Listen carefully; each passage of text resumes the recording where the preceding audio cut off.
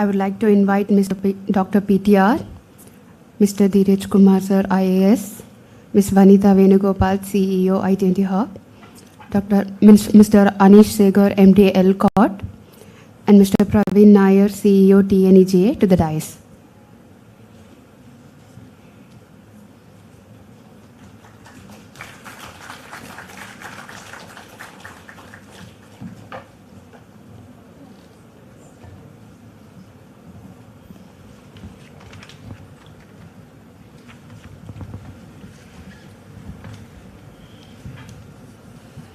Thank you everyone for patiently waiting for us. Welcome to day 2 of the Global Investors Meet 2024. I'm Ritika from the Tamil Nadu Technology Hub and I will be the host for the session. As the famous investor Warren Buffett once said, opportunities come infrequently. When it rains gold, put out the bucket, not the thimble. Today, we are here to put out our buckets to seize the opportunities that await us. I take immense pleasure in extending a warm welcome to the dignitaries we have with us. Honorable Minister Dr. PTR, Mr. Dheeraj Kumar IAS, Additional Chief Secretary, and the speakers who have gathered to share their insights. Thank you for gracing us with your presence today. I welcome you all once again on behalf of the entire IT&T team. To commence the program, I would like to invite Mr. Dheeraj Kumar IAS, Additional Chief Secretary to Government, Department of IT and DS, Government of Tamil Nadu, to deliver the opening remarks. Please, sir.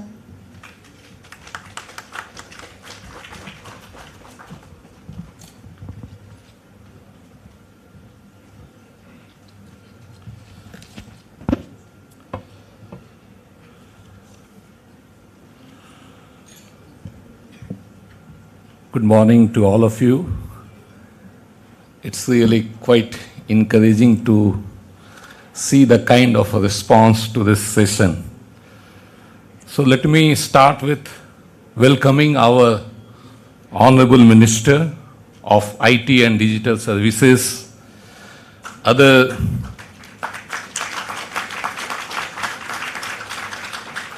dignitaries on the dais, the professionals and experts from industry, academia, and government, ladies and gentlemen, and members of press.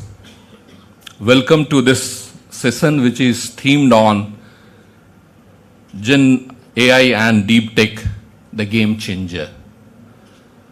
I think among the many sessions and many topics that are being discussed today, that are being talked today, this is one of the most relevant, and I am sure you will find it most interesting session also of GIM of 2024. Friends, as we all know that generative AI has been there for a long time, starting in 1960s with its humble beginning as Eliza chatbot, and then went through lot of improvement, and then suddenly we all started talking about it in a very big way towards the end of 2022 with the advanced research which were done by OpenAI and Google and all that. So it became a buzz of the world. Wide application uses in different sectors, take it marketing, conversational application, knowledge management, even designing of the chips and the drugs, all that. But then there are certain challenges like deepfakes, proprietorship. So all these are the issues which are associated with AI. And very closely related to AI is deep tech, which finds its uses in very, very wide field, from agriculture to aerospace to green energy, mobility. So a lot of uses. And when we are talking about deep tech, we have to talk about the contribution being made by the startups, their important role in exploring the different technology like AI, biotech, quantum computing, robotics, and all that. And when I am talking about startups in deep tech, I must mention about IT&T hub of Government of Tamil Nadu.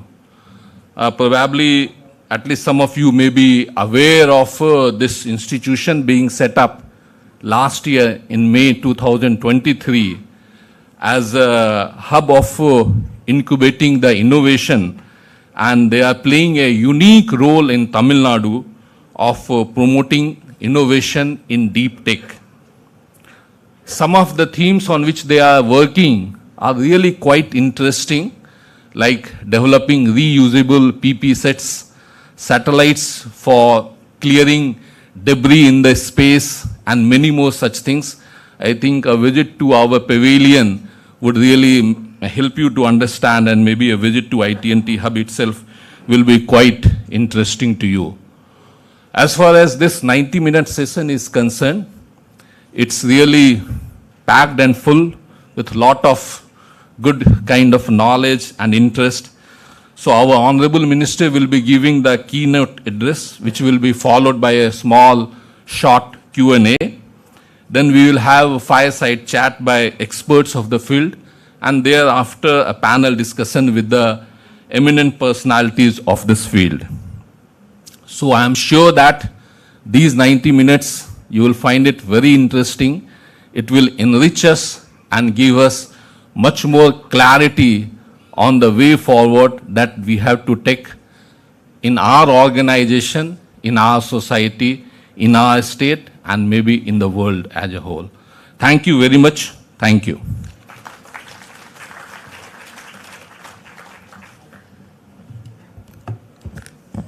Thank you so much, sir, for setting the tone for the event. Your words have inspired us to think big and aim high.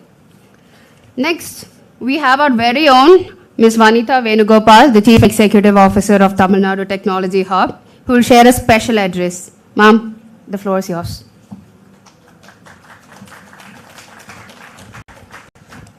Good morning, everyone. I was asked to set the context. I think my job is already done. I think Secretary Sir had done a fantastic job of kind of laying the land of what the next 90 minutes we are going to expect. But nevertheless, this very morning, I'm filled with gratitude as I thank our Honorable Minister, Dr. Palnivel Thiagarajan Sir, IT Secretary Dheeraj Kumar IAS Sir, MD, TNEG MD Praveen Nair IAS Sir, LCOT MD Anish Nair Sir, and my other HODs who have gathered along with your team to support IT&T, which is a very nascent organization that was just conceptualized 7 months ago with its inauguration at the heart of Anna University, the academic institution. And I'm privileged to drive the organization into the success of innovation and incubation in the deep tech space for the government of Tamil Nadu. So thank you again, everyone. So following the groundbreaking release of ChatGPT in November 2022, artificial intelligence has drawn immense attention on the global stage. With an unexpected surge in applications, product launches, organizations worldwide are racing towards catching up with the AIs and how they can apply that in their businesses. However, as Sir rightly said, amidst this intensity, many are concerned with the risks of AI it poses, and also they call for establishments of some rules and regulations and protocols to safeguard it while it is still at its infancy. So having said that, to catch this rapidly evolving landscape, today we have curated this event so we can come together to share perspectives through a keynote address from none other than our charismatic leader, Minister Sir, scintillating fireside chats by industry pioneers, and a thought-provoking panel discussion which will touch upon ethical, regulatory, and business dimensions of AI. Their collective expertise, diverse backgrounds, and varying opinions aim to assist you in making informed decisions regarding the implementation of AI in your organization. Secondly, the government regulators are faced with the challenge of catching up with the rapid growth of AI. How do we make sure that AI could be used in how we do analysis of data in our government data system, making sure that we are safeguarding the cyberspace, the online community, and the metaverse, resulting in a need to shift the attention towards understanding generative AI, its applications and its boundaries, so that we can establish policies to support that. With our IT department spearheading the new AI policy for the state, and IT&T as the implementation agency where we'll set up the state-of-the-art AI in collaboration with Indian as well as global partners. Without much further ado, I proudly present IT&T Hub, a 2-minute video. Thank you.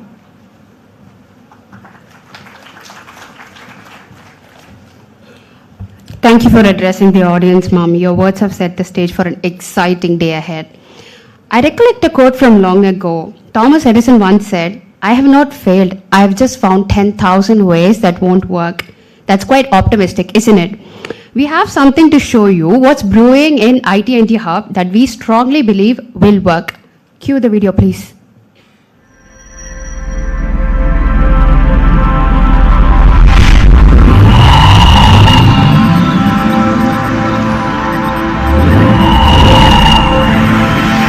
IT&T, Tamil Nadu Technology Hub, established to harness Tamil Nadu's vast technology capability to build a thriving global innovation ecosystem by strengthening the R&D and innovation landscape, industry-academia collaboration, and international partnerships. We aim to be among the top 10 innovation hubs globally and help Tamil Nadu achieve $1 trillion economy by 2030. IT&T focuses on deep tech and emerging technologies such as artificial intelligence, big data, ML, DL, NLP, augmented reality, virtual reality, metaverse and IoT, edge computing, robotics. The key sectors we focus on include climate tech, space tech and aviation, creative tech, cybersecurity, healthcare and life sciences, smart cities and transportation. Our core programs cover these areas.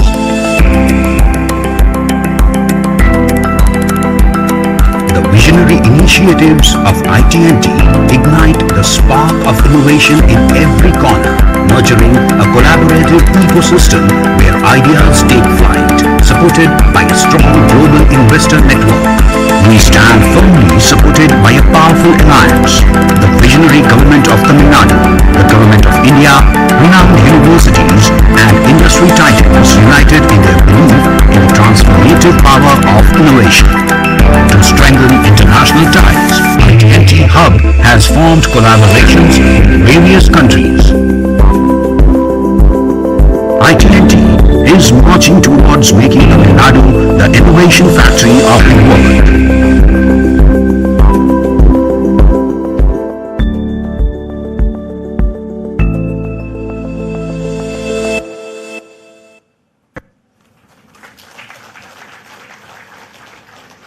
Summing up, we are not just about programs, we're about possibilities. Together, we are building the future. It is now my honor to invite the Honorable Minister Dr. Palanivel Thiagarajan, Department of IT and DS, to deliver the keynote address. Over to you, sir.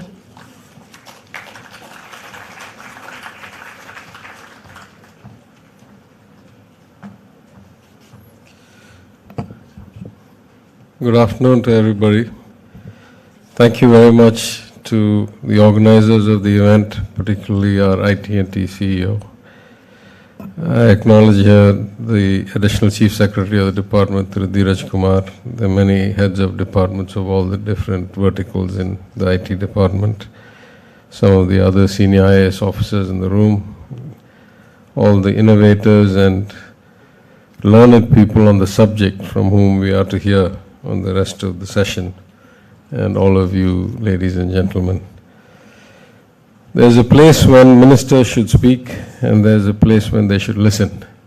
And something like innovation in deep tech and AI, there's not really that much for ministers to speak. So I'll try and keep my comments brief so we can get more time with the experts. As the Secretary said, in some sense, this is the nth coming of AI, the third or the fourth. I remember Deep Blue, I remember the chatbots.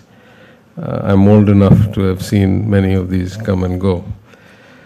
But what I think makes it different this time other than the obvious results we see and the quality of the content generated through the generative AI, is that we have such vast amounts of data already available, at least in some languages in some countries. And the possibilities that that kind of data can be created and stored at relatively, marginal cost of zero. And therefore, that the available content for a machine to learn, for a program to learn, is infinite. Combined with the fact that these days, access to really high levels of computing power is quite democratized through the cloud, and even startups for short periods of time can harness huge amounts of computing power at some reasonable cost. What would otherwise cost hundreds of millions of dollars to build regularly can be hired for an hour or a day. I think the combination of these has really unleashed the creativity and the whole approach to how machines and human beings interact.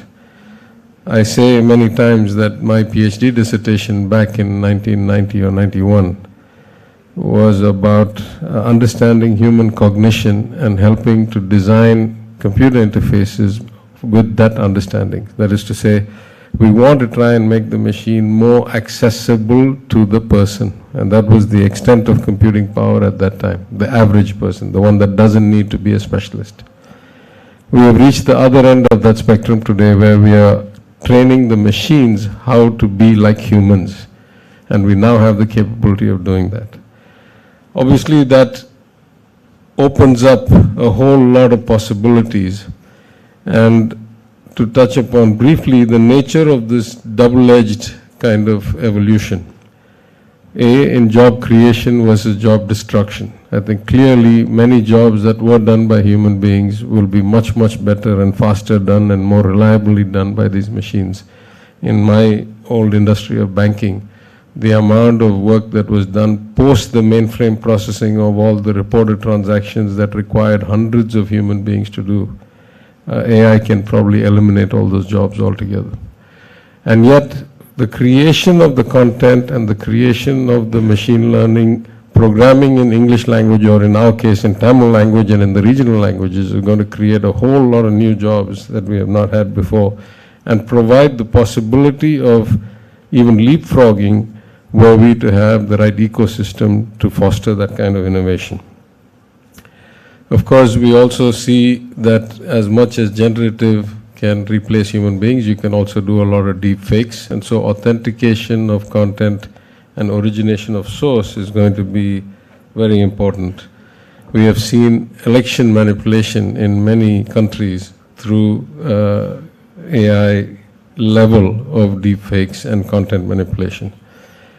Somebody gifted me a book, and I was just reading it earlier, about how in the Russia-Ukraine war, the battle for Kiev was effectively won by a bunch of programmers who got a bunch of drones together and were able to go and bomb out the advanced parts of a 40-kilometer long convoy of Russian vehicles in such a way that the entire road was blocked, and effectively changed what was otherwise sure defeat into eventual withdrawal of the Russian forces, because then they used the same technology to go and bomb out the supply chain.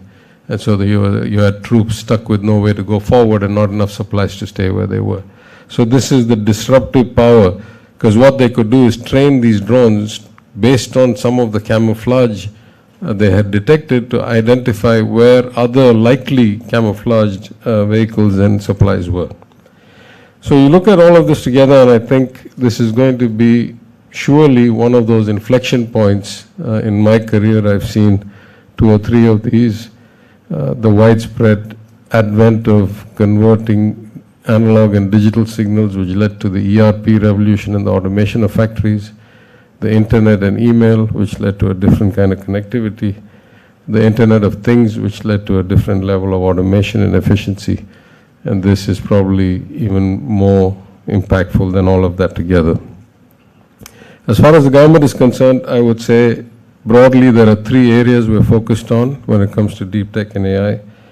The first and by far the most important to somebody like me who comes from a social justice philosophy and equity and inclusion agenda to public life is that we can change the way government functions. We can remove a lot of the human elements and the disruption that bad human elements can create in processes.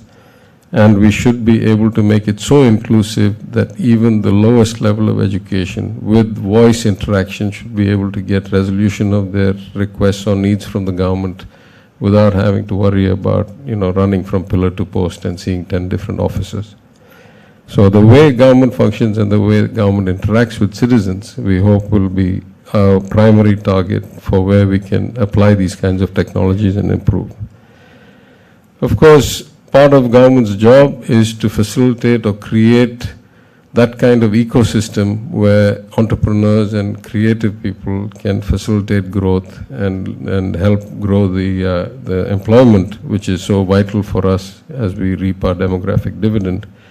And I think in the case of Tamil Nadu, where we have fallen a bit behind other states or other cities, at least in perception and branding, this technology and this paradigm shift offers us the opportunity to leapfrog some of the more traditional players and create a center of excellence or an ecosystem of excellence, not even a center, around AI and deep tech in Tamil Nadu, and use that and the brilliant and very talented and the huge magnitude of engineers and scientists that Tamil Nadu graduates every year to actually leverage the benefits of our education system and get jobs and growth.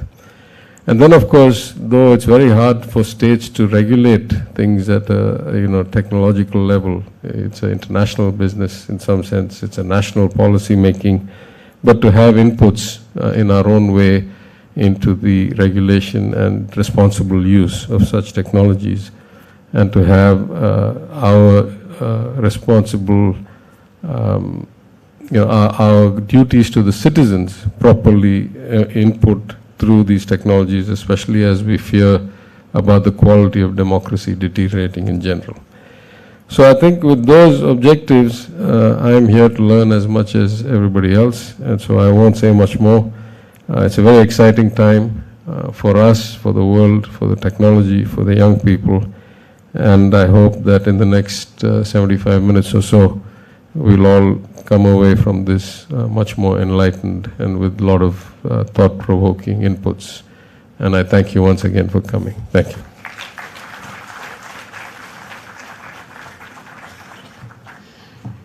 Thank you, sir. That was pretty insightful, and thank you for explaining how AI is shaping up the present as well as the future. As mentioned by our secretary, Mr. Dheeraj Kumar, IAS, sir, we would like to open the floor for a few questions.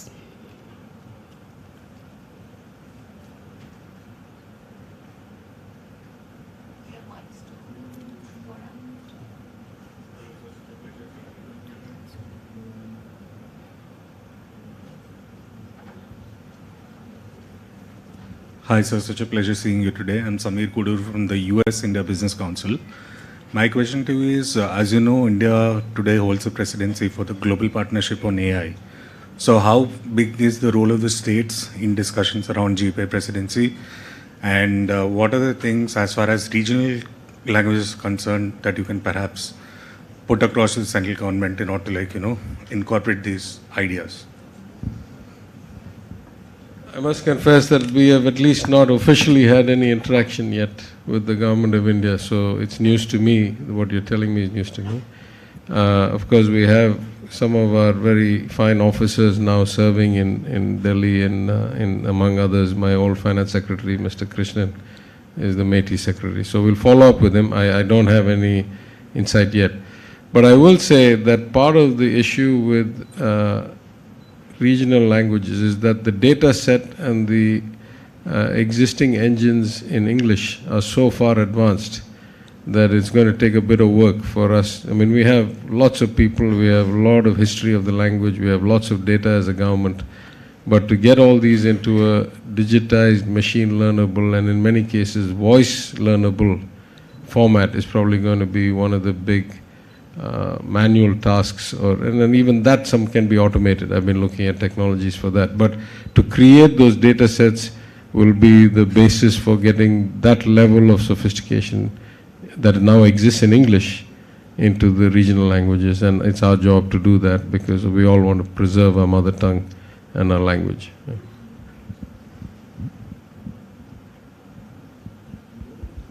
Hello, sir. So follow-up question on that.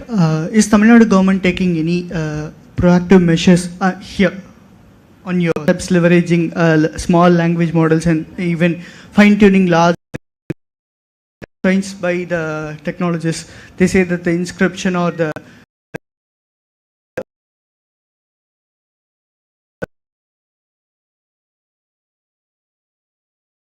encoded into this machine language algorithms or what you call that. Coming up with some incentive and support policies in the space, and certainly as the IT&T CEO mentioned, around specific areas like AI.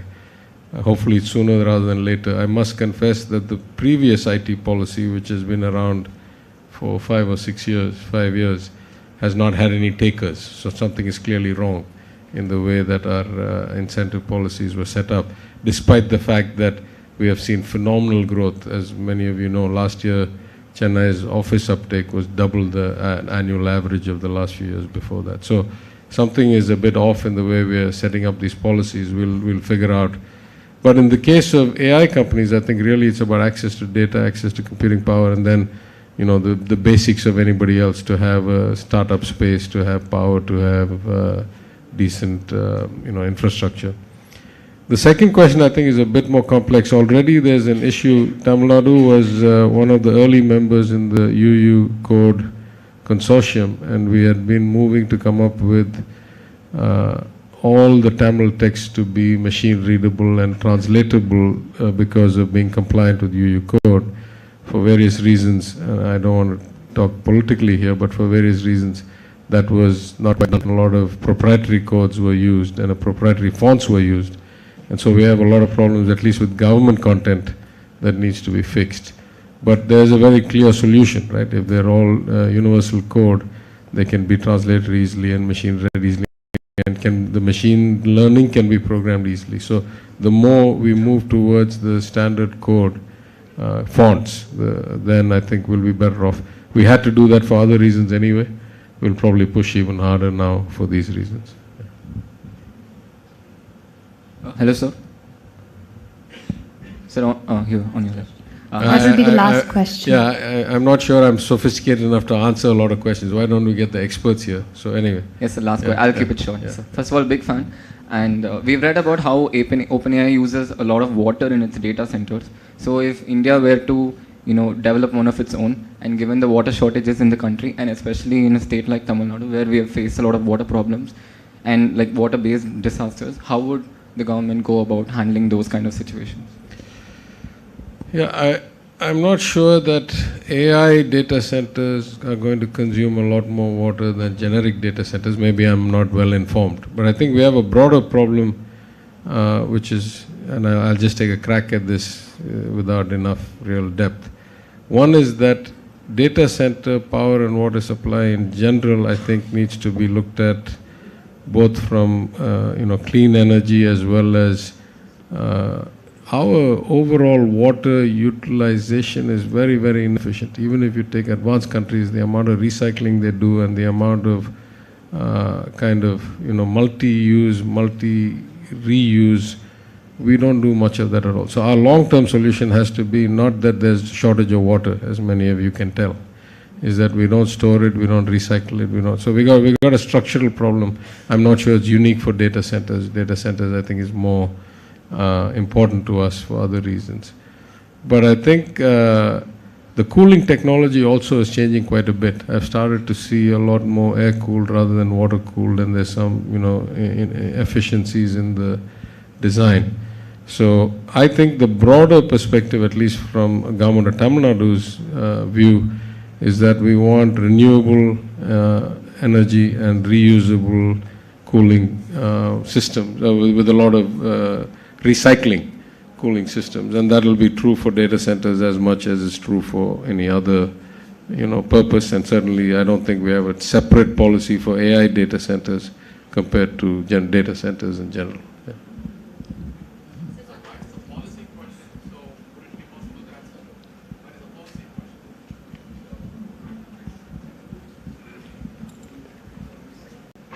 Hi, I'm Gopi Balasubramaniam. I'm a CEO of a German startup working on quantum computation. My question is, quantum computing is a deep tech technology, and as you know, Europe and other Western countries have export regulations and restrictions.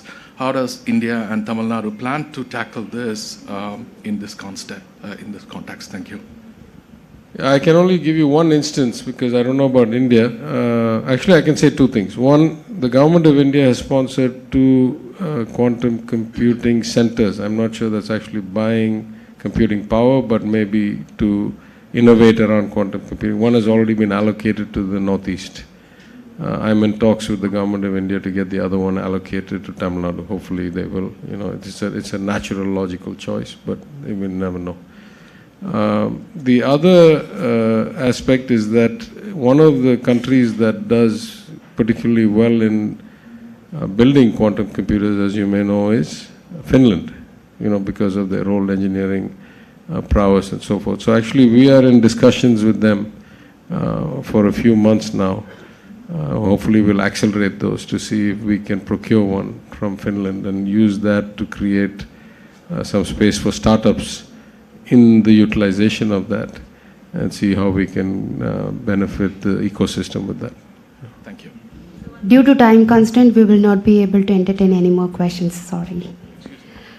Thank you so much, sir, for your time. May I now request Mr. Dheeraj Kumar, IAS Additional Chief Secretary to Government IT and DS Department, and Ms. Vanitha Venugopal, the Chief Executive Officer of IT and D Hub, to felicitate the Minister.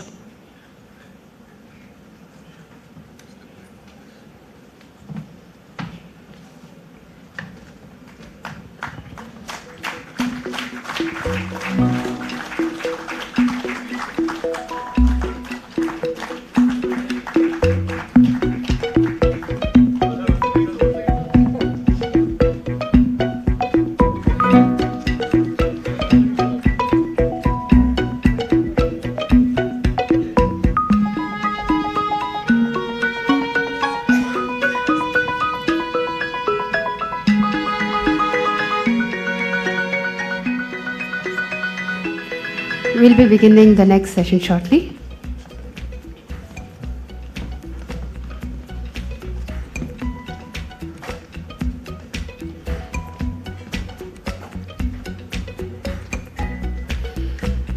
Any sufficiently advanced technology is indistinguishable from magic.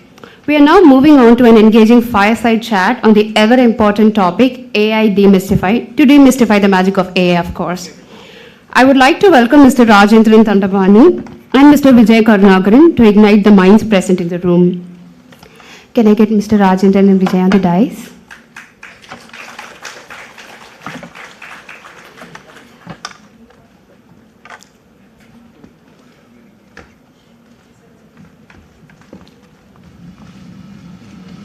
Meanwhile, let me briefly introduce them. Mr. Rajendran, a founding member of Zoho Corp, is a business solution evangelist. His vast experience in conceiving and nurturing creative concepts into full-fledged software applications and his role as president at Zoho Schools of Learning, Zoho's ongoing experiment in alternative education, make him a much sought-after speaker and a panelist. Inspired by the golden age of Apple under Steve Jobs, he believes in aspiring to be insanely great at whatever he and his team takes on. Our second guest is no less. Mr. Vijay Karunakaran is a founder and CEO of Engage Group of Companies, specializing in AI, AR, VR, IoT, and other emerging technologies.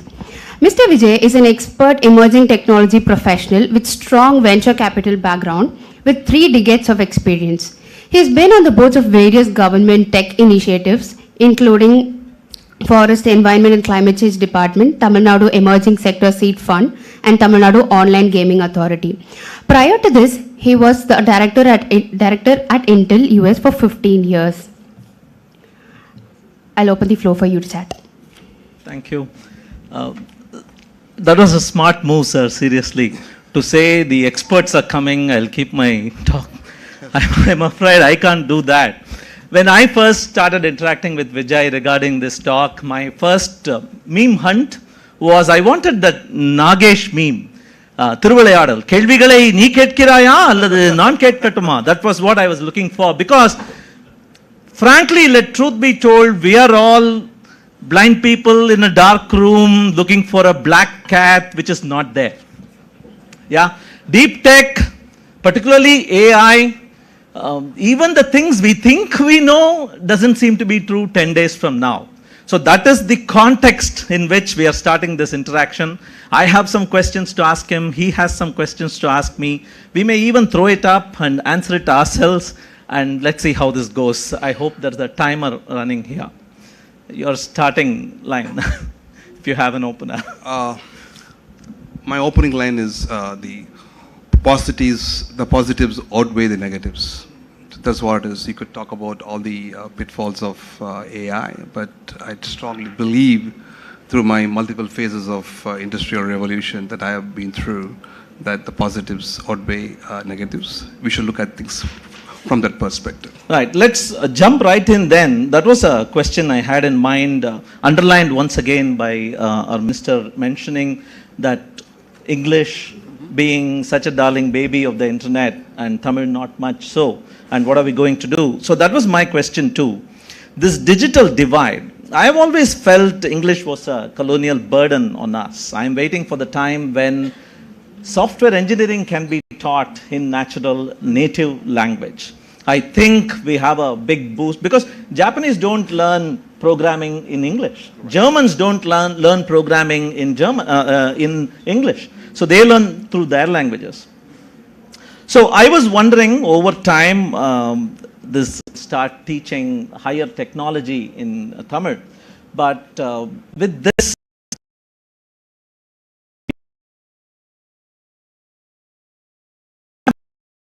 expanded almost uncrossably so, will we once again have to suffer? Because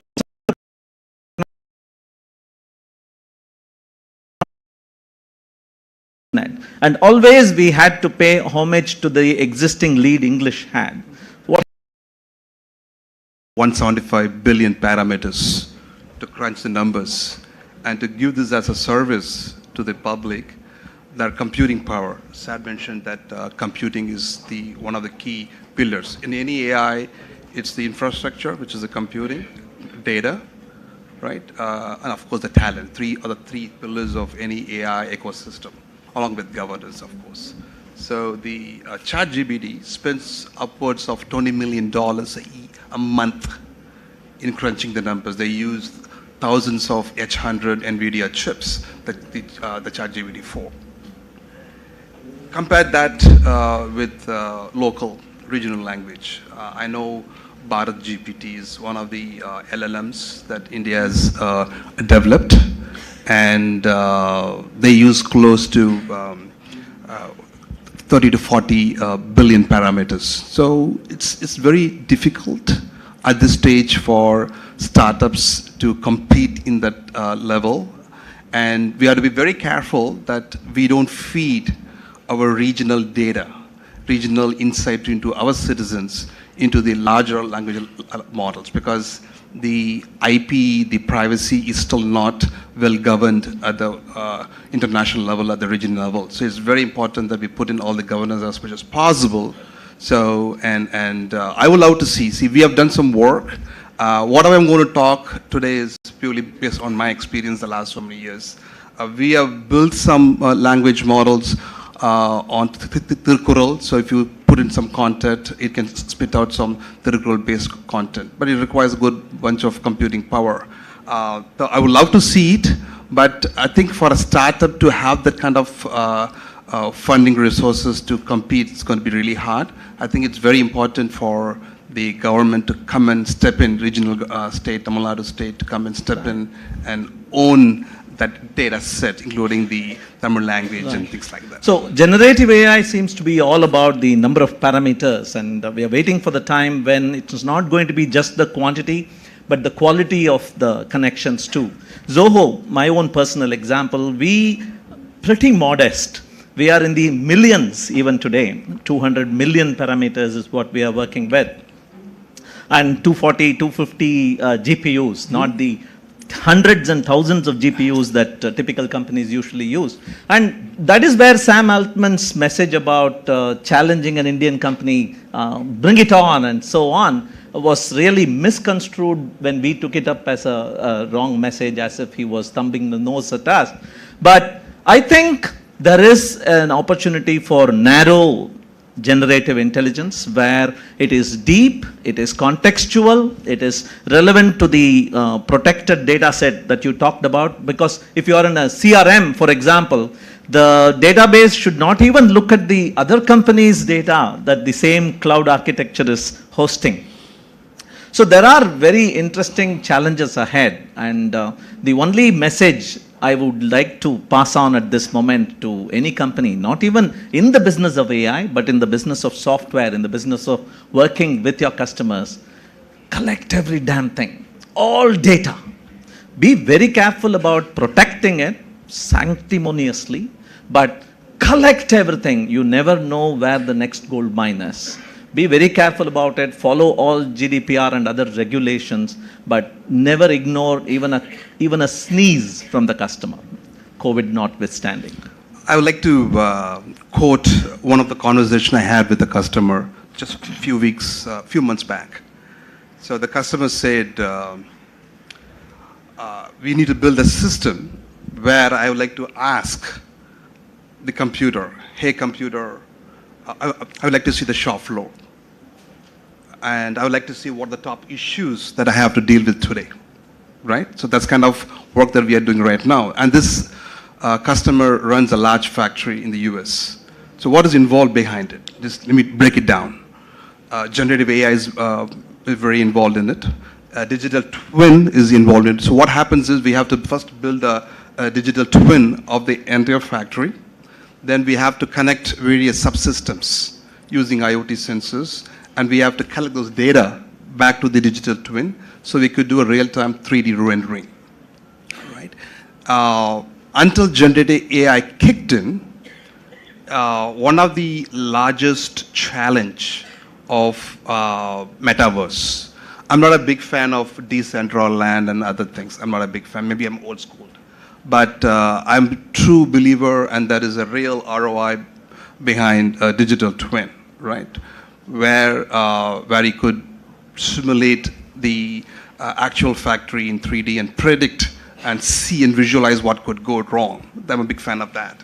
So one of the biggest challenge blockade for metaverse is cost of building content and generative AI. A typical a task that was taking probably a week of man-hours, you could do it probably in an hour's time, right? So that's the beauty of it. So and trying to combine and visualizing using AR, VR, or HoloLens. I could be even a holographic the way Iron Man used to visualize things, right? So all is going to happen moving along. And the current world, which is a 2D world, is changing rapidly into a 3D world. And for that, generative AI is the key element that's going to drive the entire 3D simulation of a world around it. All right. I'm going to come to skilling. Sure. Both of us are in our own ways involved in it. But before that, you are playing multiple roles with the government of India and the government of Tamil Nadu.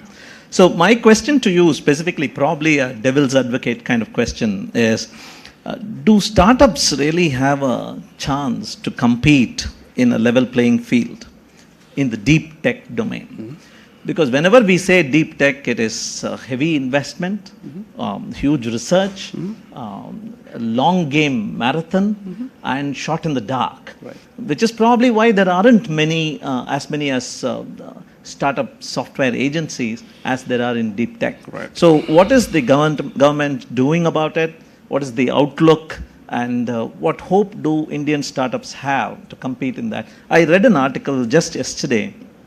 Professor Kamakoti had mentioned 2024 is not just the year of AI. He had mentioned 3 technologies, and all of them fall conveniently in the deep tech space. The first one is space itself.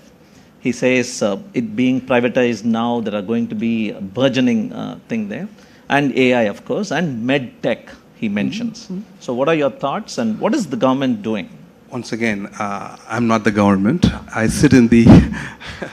But you work with them. I sit as advisor. It's better to learn about what the government is doing from people like you. I'm a tech advisor to the Tamil Nadu Forest and Environmental Department. Yeah. So in that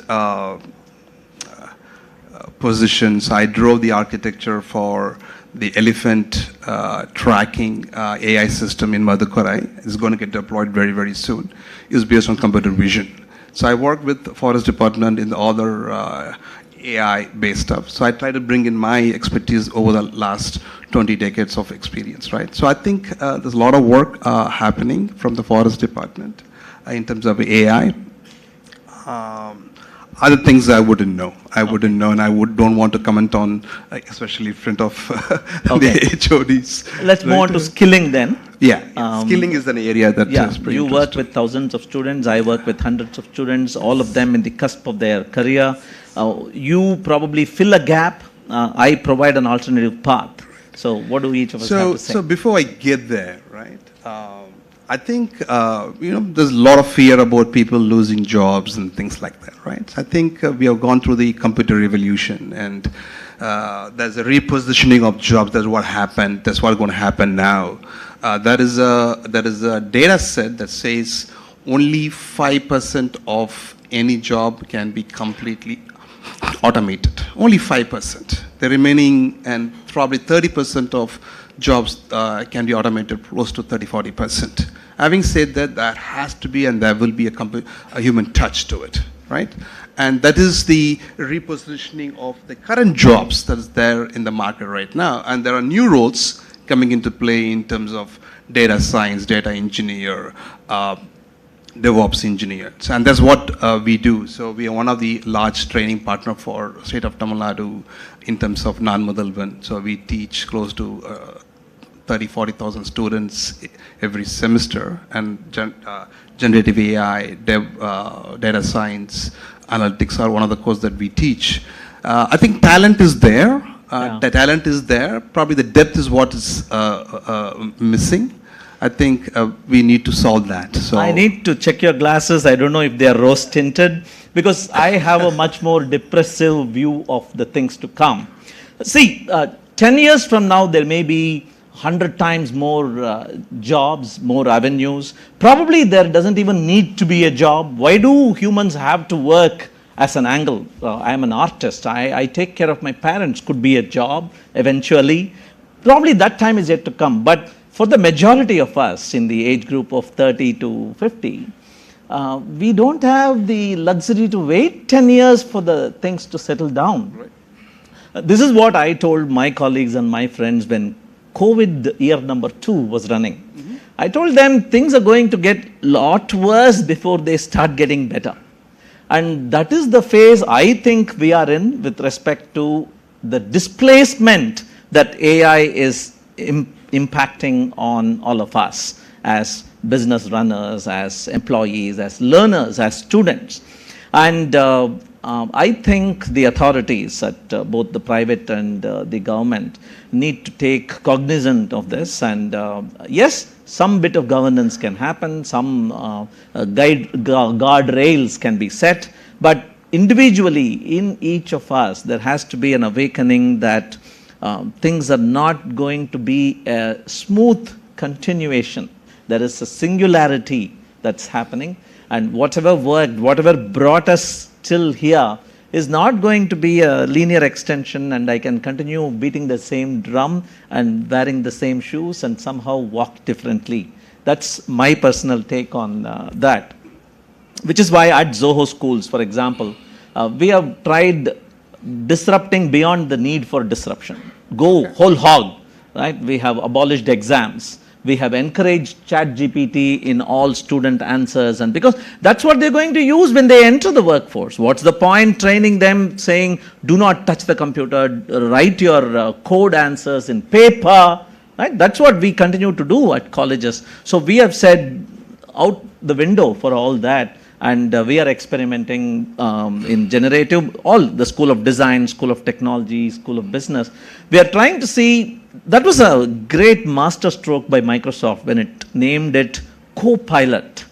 That is a beautiful name. The pilot is still in charge, but most of the 80% of the work that can be automated deserves to be automated, and hence assign it to the co-pilot, move to a higher order. That's how we are looking at it. I would like to give reference to my own experience. So I run a medtech company. That was the last question.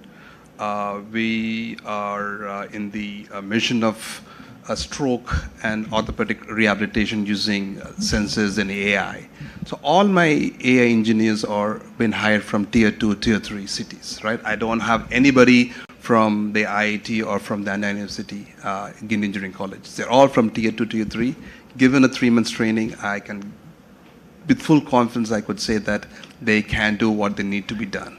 So, so definitely yes. Right. I think I'm not too worried about the talent. Yeah, I hope you will agree. I don't have anybody from IITs and IIMs. It's not people beating a track to your door and you saying no to them. They don't come, we don't take. That's the story with Zoho also. You guys have fun somewhere else, happy. We guys having fun here, fine. There is place for everybody. That's the take. Okay, tappa nanchikadinga. Yeah. No, I agree. Yeah. I agree. Correct. And, if it's IIT, I have to listen to them. I rather want people to listen to me. Rather they wouldn't want to come to Tenkasi. Yeah. We have been asked to close in 2 minutes for Q&A. Yes, yeah. Q&A. So your closing thoughts. I think GP. I had a question. Probably I should slip that in. My question was about deep tech, not just AI. Deep tech. Yeah. It being a high-hanging fruit, a long gestation period game. Autonomous. Imagine there is a kid here, 20-year-old, star-eyed kid wanting to build an autonomous vehicle that will meander through T Nagar Ranganathan Street. Yeah, amazing project. But he is not going to work in Ranganathan Street. Yeah, she may probably succeed in 15 years. My question is, who gives her that stamina? What can we do to empower such people, play the long game? How do we take their eyes off the low-hanging fruit of an IT job in a software company in Chennai, in an IT park? How do we get them to also understand that there are these longer ones? So it's the difference between chick-lit and the Ramayana perhaps, and the Mahabharata perhaps. Aduvum irukku, appadina how do we show? Your thoughts? My thoughts, I think you have to empower the startups. You have to empower the SMEs. How? So you have to put the use cases. I think IT can do a good job in figuring out. The IT industry can figure out all the digital services that has to be implemented in the state of Tamil Nadu.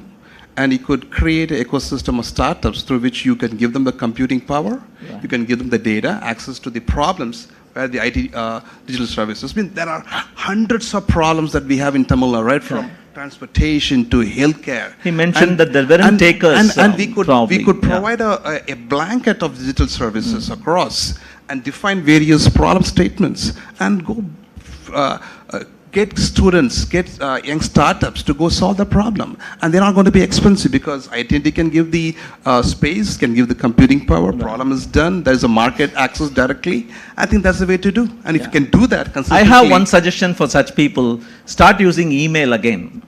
Because email slows it down. Yeah, instant messages, you need to see them, ... that bouncing thing, everything immediate on the table.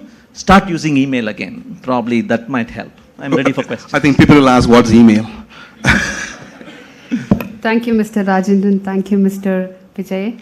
It was a really engaging chat. We are now opening the floor for some questions. I see a lot of hands. Yeah. Hi, my name is Kumar Raja. I am from New York City. I have an AI startup. I'm sure Vijay would agree with my question. It's more of a policy question. It's very difficult to outsource to India anymore for tech jobs. It's not as competitive in terms of pricing.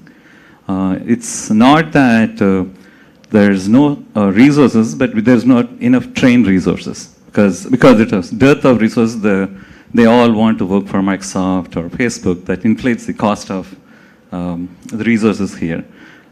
I'm pretty sure this training like non-Motherlman would help, at least to normalize those pricing. Is government consciously doing anything about it? And number two, I think you just mentioned about only it becomes a big player's space.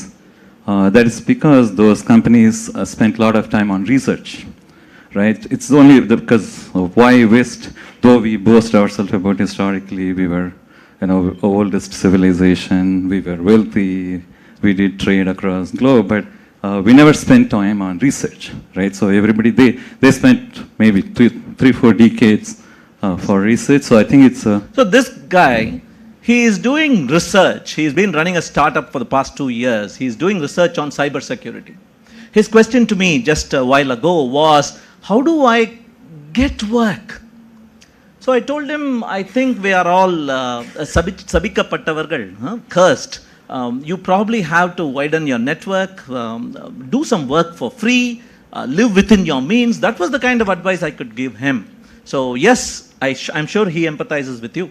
Yeah. So, quick question. So, I don't want people to look India as a low-cost center, right? That should be the case. Yeah. I think we have the IP, we have the talent. Come for talent, not for talent. So, cheap Israel, money. I remember Intel, right, went to Israel in the late 70s just as a low-cost center. Now, Israel drives the whole revenue for Intel, right? That's how it works. So, I think we have the talent. Give us a problem. We will solve it for you. Yeah, I mean, just to why I brought the question is, few of, at least 5 of my friends, they're all going to Central America and America, southern the North America, for setting up shops, and they're not too upset for setting up shops there. So yeah, the English is not the first language there, they're Latin or Spanish, but they're all catching up. So we have to be aware of that somebody is eating our cheese. Right, so and proximity to the Americas are a big advantage for them. Though they don't have too much power, so of us also, right? Even India doesn't have a trained. We have a lot of trained engineers. We are running out of time. Yeah, he made his question. We can take this discussion outside post this session. Thanks. Hi, I have a question here. No, we are running out of time now. If you have any further questions, you can take it out post the session. Thank you. இல்லப்பா wait பண்ணு அவங்க விட்டாதான் நாங்க வெளிய இருக்கோம் பேசலாம் நம்ம கிட்ட one last question கேளுங்க yes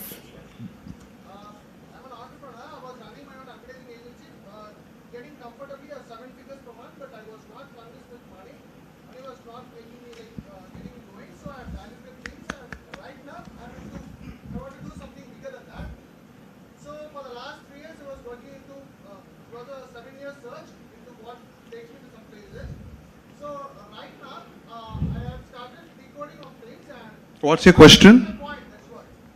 There's a lot of problems with this artificial intelligence and stuff, and right now we are not, we are just using narrow intelligence, and we know where this Microsoft and all the big boys are going towards for AGI and ASI, and it takes a lot of time over there, but the point is, what do you think that we develop our own things with better hardware and software, like encountering all the hardware and the software problems. Say for example, I do work on particle physics equally, so I want to counter things. What's the question, boss? Please. Okay. So that's what. What is your point? If we develop AI as a third front, countering Microsoft and Google. But it's going to be a long answer. Let's take it offline. I'll probably answer. I'll give you my version of it. I don't know what the right answer is. See, 3.5 to 4 versus 4 to whatever next is going to be extremely disappointing. Most AI luminaries are now saying that we have hit the ceiling of the wrong room. Intelligence in the true sense of the word is not coming. Yesterday, for example, I had a Tirukkural misadventure with ChatGPT. Try asking ChatGPT for a Tirukkural about something and it generates its own Tirukkural. Seriously, it happened to me yesterday.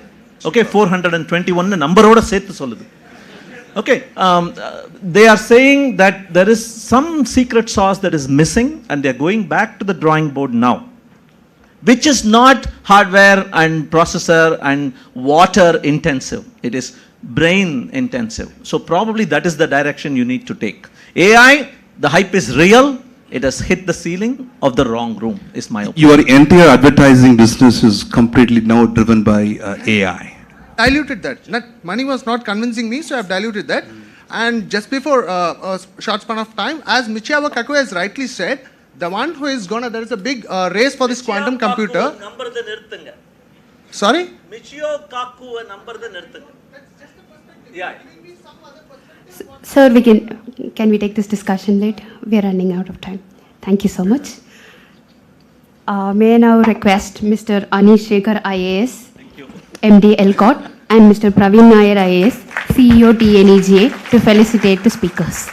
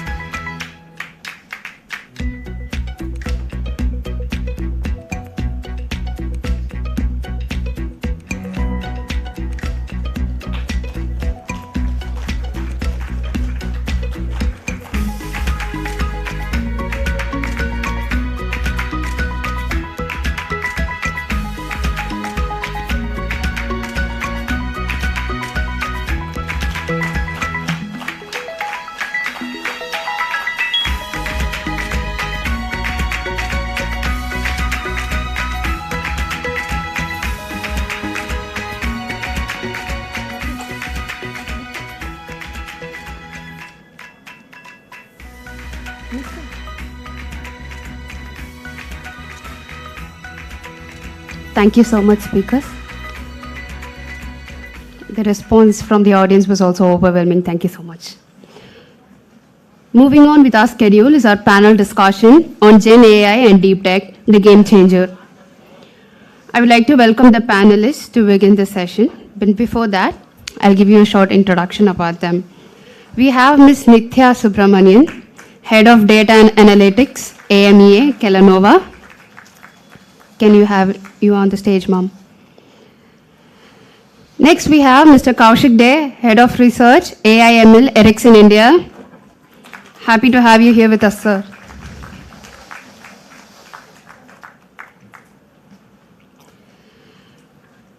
Next online, we have Mr. Gopalan Uppiliyappan, Head of AI Center of Excellence at Intel Corp. I now request Mr. Raghunathan Rangaswamy, Dean Global Engagement at IIT Madras, to please get on the stage. Last but not the least, I extend my warm welcome to Mr. Abhij Chatterjee, Managing Director and Partner at Boston Consulting Group, to moderate this panel discussion. Over to the panelists.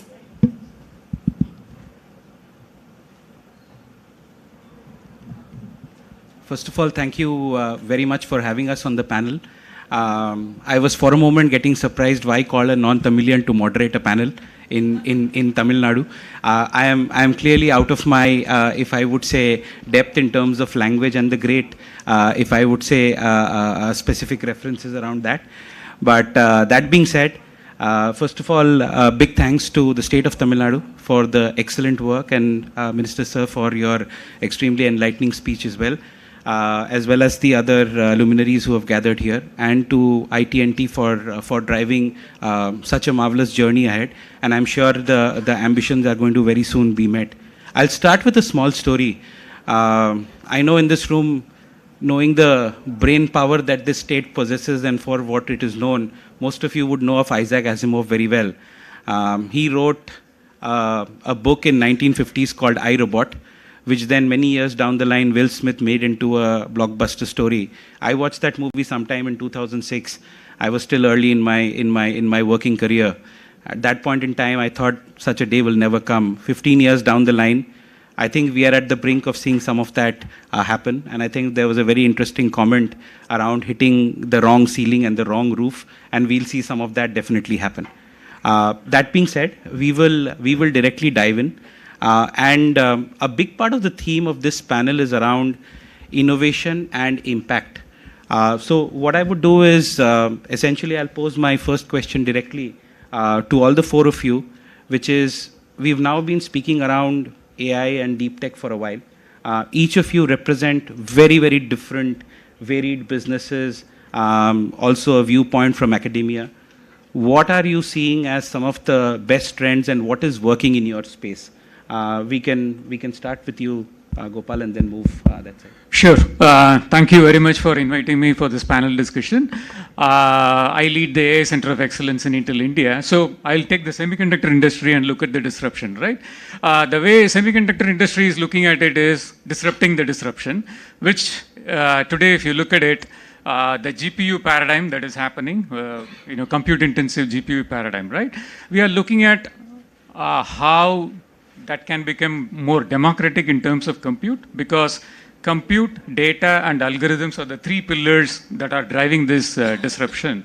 So if you look at it, the advent of AI PC, because models are going to be consumed at the edge, and how AI PCs can enable such a democratization of compute is one of the ways that by which externally, a semiconductor industry, manufacturer like Intel is looking at. I will also give you a flavor of what is happening internally, right? We can also consume these generative AI models to run an enterprise much more efficiently. So, I think in the previous talks we were talking about Copilot. So we are looking at something like a code designer for a semiconductor design engineer itself. If you look at it, there is a design aspect, there is a validation aspect in semiconductor before the silicon is taped out, and then you do a post-silicon validation. So we are looking at how we can augment the intelligence of a designer by looking at how an RTL, because it's not Python by which, a semiconductor designer does coding. RTL is the language in which the semiconductor designer does it. So can we assist and augment a semiconductor designer with generative AI tools? That's the current phase in which we are looking at embracing generative AI. Thanks, Abhik, for the question. Very, very valid question in the current context. And hi, everyone. I'm Nitya Subramanian, and I head the data and analytics practice for AMEA, which is Asia, Pacific, Middle East, and Africa region for Kellogg's. The legal entity is called Kellanova, but it is the same company that manufactures Kellogg cornflakes and Pringles and etc. Right. Coming to the answer, in fact, Gen AI is something which doesn't entirely represent deep tech, and I'm appalled at people considering Gen AI to be consisting, most part of the deep tech. Deep tech involves much more, and we heard from the eminent speakers a while back, right, that it also involves areas like, of course, blockchain, quantum computing. It involves genetic engineering. It involves nanotechnology, and there's a whole lot of technological components to this larger technology wave that we are a part of, right? So having said that, in a typical CPG organization or FMCG organization, there are multiple applications of the different aspects of deep tech. Now, generative AI, if I may start with, right?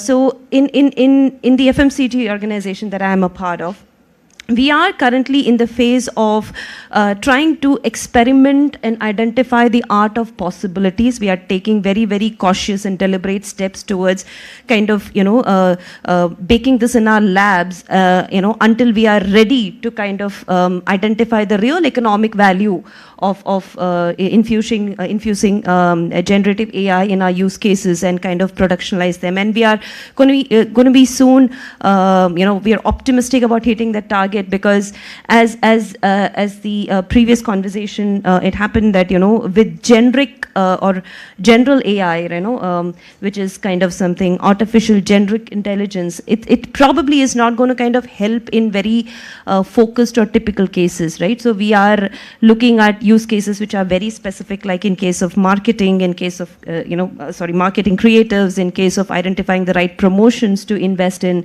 the right pricing models, models, etc. Apart from that, generative AI is also helping our, developers, our IT team in kind of coming up with, I would say productivity improvements in areas like, writing the code in kind of reviewing and identifying the code is fit for purpose, and also identifying the various aspects that we are really worried about in terms of bias, in terms of ethics, in terms of, misrepresenting outputs or misinformation, etc. Right. Having said this, now moving on to other area of deep tech that we have infused in our manufacturing processes very cleanly, robotics and drones, right? And we are a food company, and then quality is paramount for us. Therefore, things like spillage, things like quality of the ingredients that we are putting into our products, it's very, very important. Therefore, it's very important to monitor our manufacturing processes and our inventory, stock keeping, etc. And we are using a lot of robotics and drone technologies out there. So, yeah, so these are typically a few areas that I could see in my current organization, which we are like kind of maneuvering and pretty early in the early stages. Yeah. Sure. Thank you. Kaushik. Firstly, thank you for thank you for having me. It's an honor to be here, and thanks Abhik for the question. So, speaking about disruptive technologies, first in the context of Ericsson, we are committed to become the leaders in 6G. And when we say 6G, 6G is going to kind of transform the way a lot of things operate, be it at a personal level or even in the industry front. So it's not only about how fast you can download an YouTube video. We can download those fast enough right now with the Chennai 5G. But what 6G is going to do, it's going to establish a cyber-physical continuum, which is it's going to blend the physical and the virtual worlds together. What that means is basically we are going to have a digital representation of the physical environment. And I think it was Vijay who was talking about the digital twins. So imagine a factory somewhere in Bangalore. If we have a perfect digital twin of that factory, and if I am able to render the actuations in a low latency mode, then what I could do, I could have people sitting right here in Chennai. They could operate in that assembly line which is there near Bangalore, and they could collaborate at the same time with the physical workers there in Bangalore. This kind of low latency, multi-agent, multiple people collaborating across both the virtual and the physical medium will be possible through such cyber-physical continuum. Now, this is a great story, but what do we need in order to build the cyber-physical continuum is actually the digital twin. Building a digital twin of a system is a non-trivial task, because you not only need to build the visual representation, you also need to build the model of the environment. If you take a certain action, if you turn the screw by a certain torque in the virtual environment, how much would it actually turn in the real environment? How much force you are going to apply? What if there is some rust? So how do you actually represent the environment? Such representation is only possible through digital twin, which we think will be enabled by generative AI. And that is one of the biggest, I think, promises which generative AI offers for the world of tomorrow. When you look at, say, for example, we talked about the factory. Let's look at something called the medtech. I think that was also being discussed by the previous panelists. We are talking about robotic, or say remote robotic surgeries. Technology exists today whereby you can operate, a scalpel remotely. But then we want to go to a frontier whereby it is not only looking at the vision, but it is also getting all the 5 senses of feedback. So getting a haptic feedback. When the doctor presses a certain muscle, he gets a haptic feedback.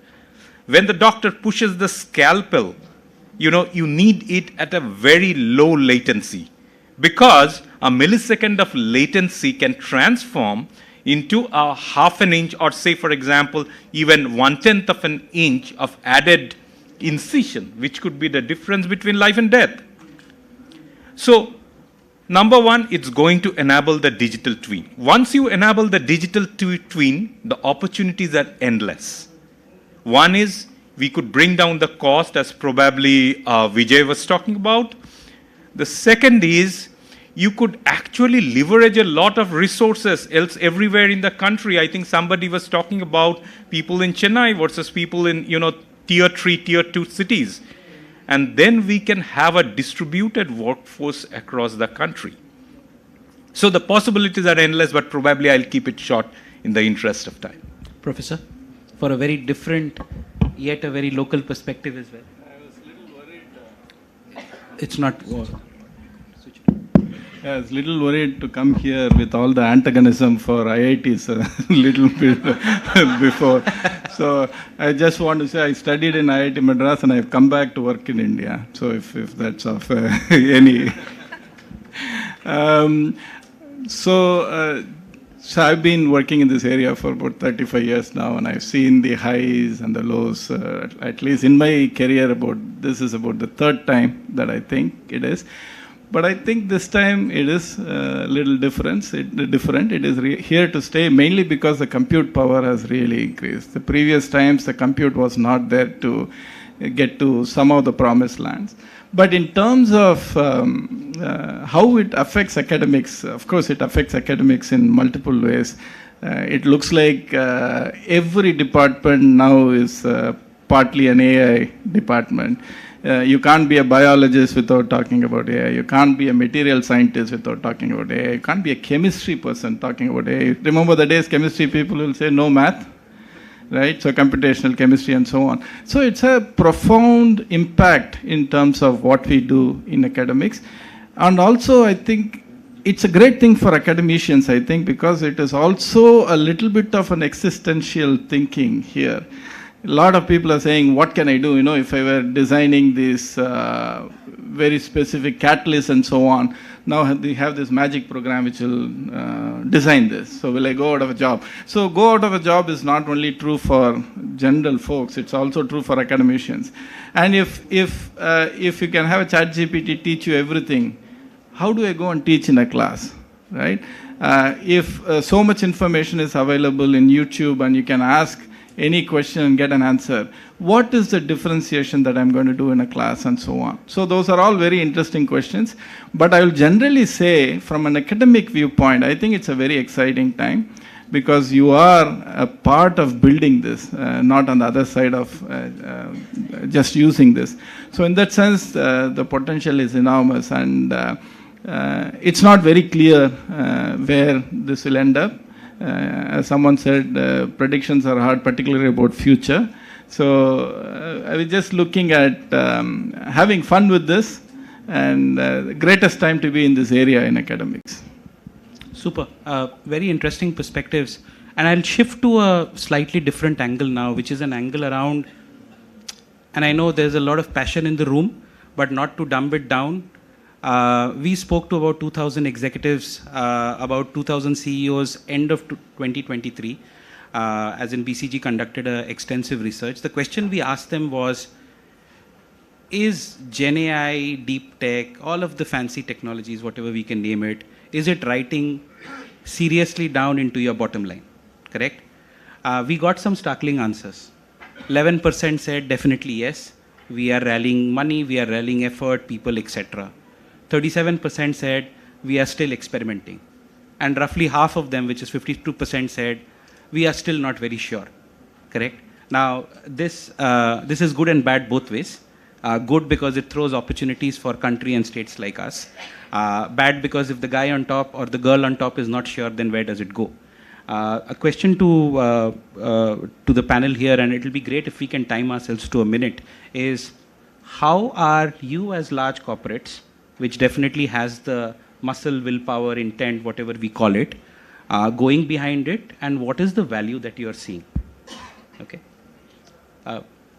We can go in any sequence. You can. Sure. So, when we embarked on this AI journey, right, we also kind of noticed that the mortality rate, sorry, I'm using a very depressing term, mortality rate in AI projects is 80%. So if you're pursuing 10 ideas, only 2 will go to production or the so-called going live, right? So we have come up with frameworks and approaches on how to find such signals, symptoms in an AI project so that you can weed those ideas much, much earlier. So we in fact have a framework called taking an idea to production, right? Right from idea to production. How do you go through a systematic process by which you eliminate these, false alarms or emotionally charged ideas, but, will not translate to value. That's the way by which we have, again, have we mastered it? No, we are in the journey of figuring this out, right? But these are some of the, stage gate approaches that we have put in the so-called AI funnel, right from taking an idea till deploying it in production. How do you put the checkpoints so that you are in the right trajectory of pursuing the right ones to put it in production? That's how we harness the value. And we have seen, using simple statistical techniques to predictive techniques, we were able to generate value, both in predictive as well as in the generative AI we are seeing. Yeah. Nitya? So I reckon what Gopalan sir mentioned, because that is a very generic concern, right? In any organization, which is embarking on the journey of generative AI or any deep tech, right? What is the value that I'm going to get out of this investment? And these are pretty big investments, right? To train one LLM, it costs loads of money, right? And am I getting the right value at the end of it, right? Is my production model is giving me the right kind of adoption, the right kind of output that I'm looking for, right? So this is a kind of a very, very commonplace concern, which I'm sure most of the organizations are going through.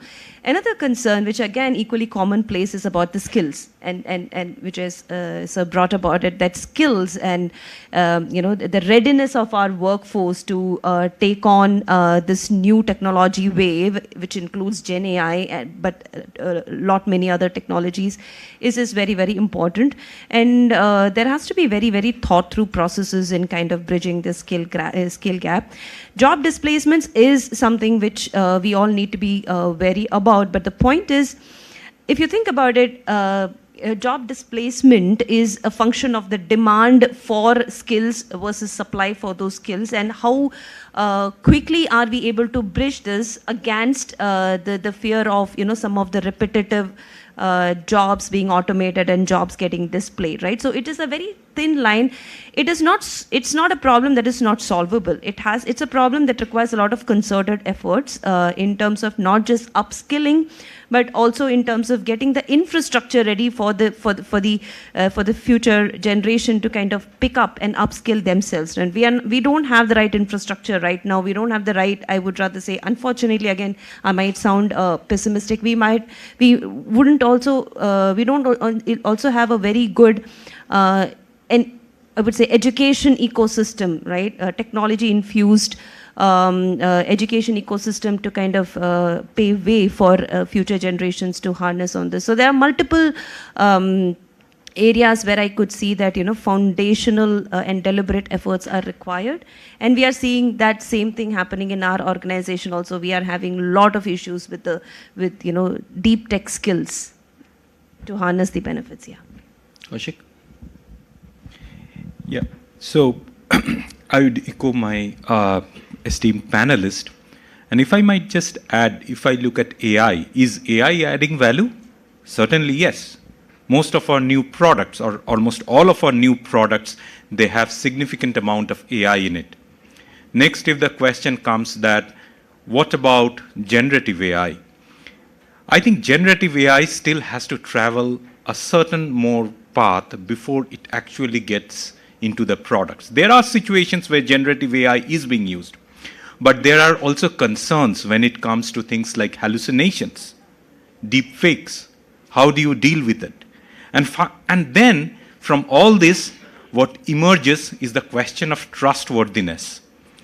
If I employ a generative AI algorithm in the network, can I trust it to deliver equitable, fair policies for all the different users? And when I talk about trustworthiness, what do you trust? You trust something which you can explain.